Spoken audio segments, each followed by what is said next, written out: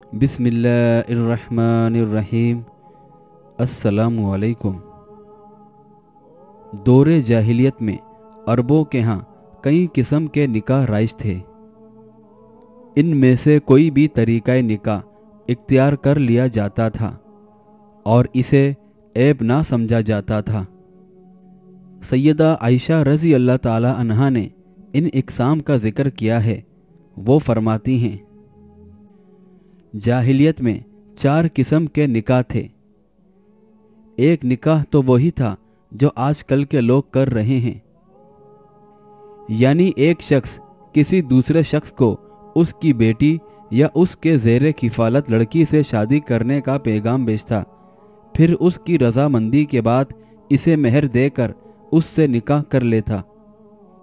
दूसरा तरीक़ा निकाह ये था कि औरत जब हैज़ से पाक हो जाती तो उसका खाविंद उससे कहता कि फ़िला शख्स से अज़दवाजी ताल्लुकात कायम करो, और ख़ुद उससे अलग हो जाता और अज़दवाजी ताल्लुक बरकरार ना रखता।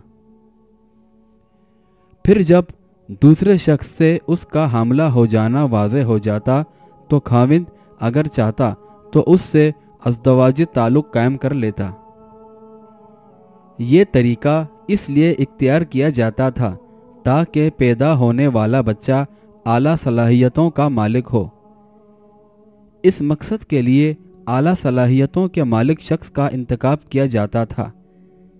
इस निकाह को निकाह अस्तब्ज़ा यानी आला नस्ल की औलाद के हुकूक का ज़रिया कहा जाता था। तीसरा निकाह ये था कि मर्दों की जमात जिनकी तादाद 10 से कम होती थी, एक औरत से अज़दवाजी ताल्लुक़ कायम करते थे। जब बच्चे की पैदाइश होती तो वो औरत उन तमाम मर्दों को बुलाती और कोई मर्द आने से इनकार नहीं कर सकता था। जब सब मर्द उसके यहाँ जमा हो जाते तो वो उनसे कहती कि तुम्हारा मेरे साथ जो ताल्लुक़ था तुम उससे बखूबी वाकिफ़ हो। मेरे यहाँ बच्चा पैदा हुआ है। फिर जिस मर्द का वो चाहती नाम लेकर कहती कि ये बच्चा तुम्हारा है। इस तरह इस बच्चे का नस्ब उस मर्द से जोड़ दिया जाता था और वो मर्द उसका इनकार भी नहीं कर सकता था। और चौथा तरीक़ा निकाह ये था कि बाज़ असमत फरोश औरतें अपने घरों के बाहर बतौर अलामत झंडे लगा दिया करती थीं। बहुत से लोग उनके पास बदकारी के लिए आते, वो किसी को ना रोकती, हर कोई उनके पास आ सकता था। जब उनमें से किसी औरत के यहाँ बच्चा पैदा होता तो उस औरत के पास आने वाले तमाम मर्दों को जमा किया जाता और एक क़ियाफ़ा शनास को बुलाया जाता जो बच्चे और बाप की मुशाहबत देखकर फैसला करता। फिर जिस शख्स के बारे में वो फैसला कर देता उस बच्चे का नस्ब उसके साथ मिला दिया जाता। इसे उसी की औलाद समझा जाता और वो शख्स राह फरार इख्तियार नहीं कर सकता था। सही बुखारी हदीस नंबर 5127 में आया है, जब रसूल अल्लाह सल्लल्लाहु अलैहि वसल्लम को हक के साथ महबूस फरमाया गया तो आपने जाहिलियत के तमाम निकाहों को ख़त्म कर दिया। सिर्फ इस तरीक़ा निकाह को बाकी रखा जिस पर आज लोग अमल कर रहे हैं। बाज़ उलमा ने निकाह की कुछ और इक़साम भी बयान की हैं जिनका तस्करा हज़रत आयशा रज़ी अल्लाह ताला अन्हा ने नहीं किया। उनमें से एक तरीक़ा खुफिया दोस्ती का था जिसकी तरफ इस फरमाने इलाही में इरशाद मौजूद है। सूरतुन निसा में अल्लाह ताला फरमाता है, और ना छुपे यार बनाने वालियां हों। लोग कहा करते थे ये दोस्ती आशनाई छुपी रहे तो कोई हर्ज नहीं, लेकिन जाहिर हो जाए तो बाहसे मलामत है।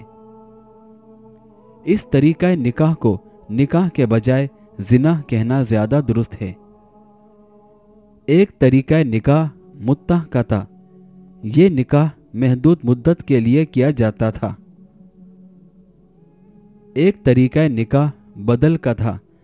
زمانے جاہلیت میں ایک آدمی دوسرے سے کہتا کہ تم میری خاطر اپنی بیوی سے دستبردار ہو جاؤ، میں تمہارے لیے اپنی بیوی سے دستبردار ہو جاتا ہوں، بلکہ اس سے بڑھ کر تجھے کچھ مال بھی دوں گا۔